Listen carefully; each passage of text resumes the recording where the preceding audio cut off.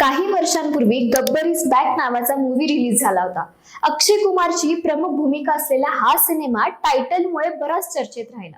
तसंही भारतीयांवर शोलेतील गब्बरने बराच प्रभाव पाडलाय. हाचा विषय राजकारणाचा आहे.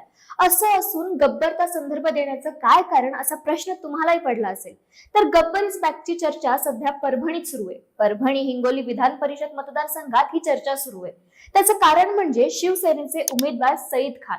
गब्बर या नावानं ओळखल्या जाणाऱ्या सईद खान यांना एकनाथ शिंदेंनी उमेदवारी दिली आहे. त्यांच्या समोर शिवसेना उद्धव बाळासाहेब ठाकरे पक्षाचे डॉक्टर विवेक नावंदर यांचं आव्हान आहे. लढत दुहेरी राहिली असती तर चित्र आतापर्यंत स्पष्ट व्हायला मदत झाली असती, पण लढत तिहेरी आहे. माजी आमदार सुरेश देशमुख यांचे पुत्र सुशील देशमुख हे अपक्ष उमेदवार आहेत. तर या तिहेरी लढतीची सदस्य स्थिती काय आहे? राजेश विटेकर आणि बाबाजानी दुर्राणी किंग मेकर कसे होऊ शकतात आणि एकूणच आमदार होण्याची जास्त शक्यता असलेले उमेदवार कोण, या सगळ्या प्रश्नांची उत्तरे आपण या व्हिडिओतून जाणून घेणार आहोत.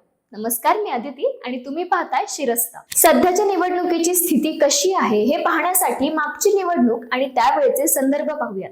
परभणी हिंगोली विधान परिषद मतदारसंघातून याआधी विप्लव बजोरिया हे आमदार होते. 2018 सालच्या निवडणुकीत काँग्रेसकडून सुरेश देशमुख आणि शिवसेनेकडून बजोरिया यांच्यात लढत झाली होती. सुरेश नागरे हे अपक्ष उमेदवार होते, मात्र मतदानाआधी काही दिवस त्यांनी बिजोरियांना पाठिंबा दिला होता. पुरेसं संख्याबळ असून देखील काँग्रेसचे सुरेश देशमुख यांच्या अवघ्या 35 मतांनी पराभव झाला होता. त्यानंतर राज्यात दोन प्रमुख पक्षात फूट पडली आणि तेव्हाची परिस्थिती आता राहिलेली नाही. आता सध्याची निवडणूक पाथरी केंद्रित आहे असंच म्हणता येईल.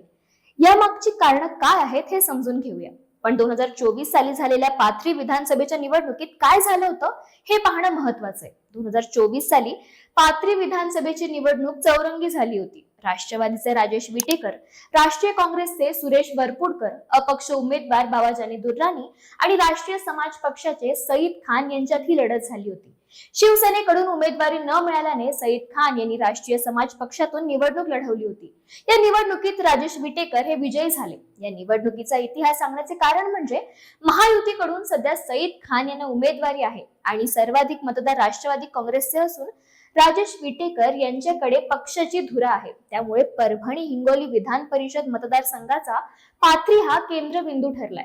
आता या मतदारसंघाविषयी आणि पक्षीय बलाबल याविषयी पाहूया. सध्या हिंगोली जिल्हा परिषदेचा कार्यकाळ संपलेला असल्याने आणि निवडणूक झाली नसल्याने हिंगोली जिल्हा परिषदेचे सदस्य वगळून बाकी स्थानिक स्वराज्य संस्थांचे एकूण 466 मतदार आहेत. त्यापैकी परभणी जिल्ह्यात 334 तर हिंगोलीत 132 मतदार आहेत. हिंगोली जिल्ह्याचा विचार करता हिंगोली नगर परिषद, सेनगाव आणि औंढा नागनाथ नगर पंचायत आणि कळमनुरी आणि वसमत नगर परिषदेचे सदस्य हे मतदार आहेत.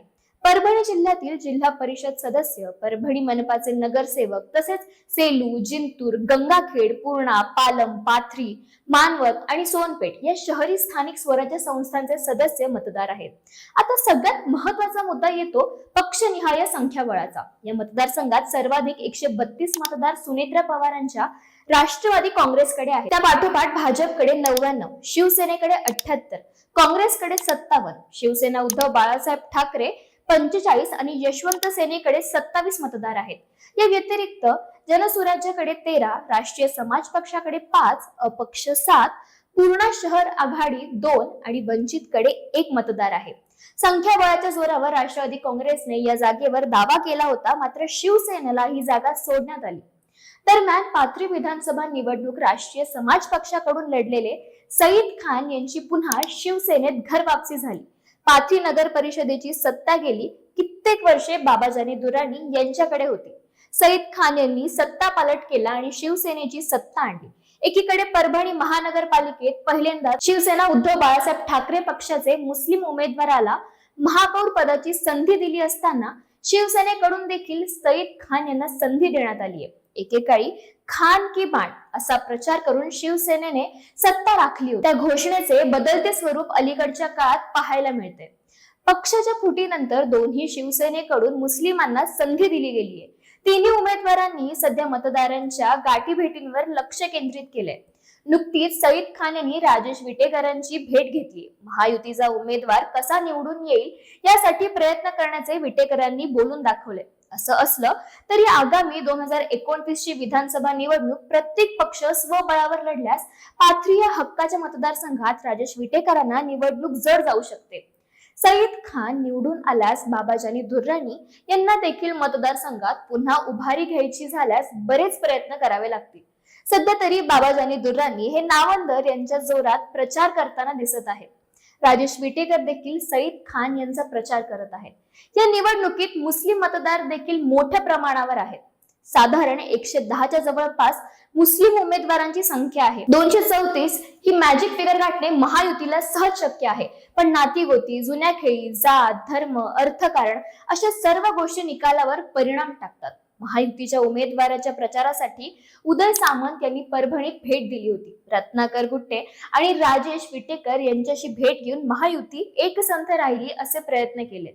दुसरीकडे नावंदर यांच्या प्रचाराची धुरा आमदार राहुल पाटील यांनी खांद्यावर घेतलीय.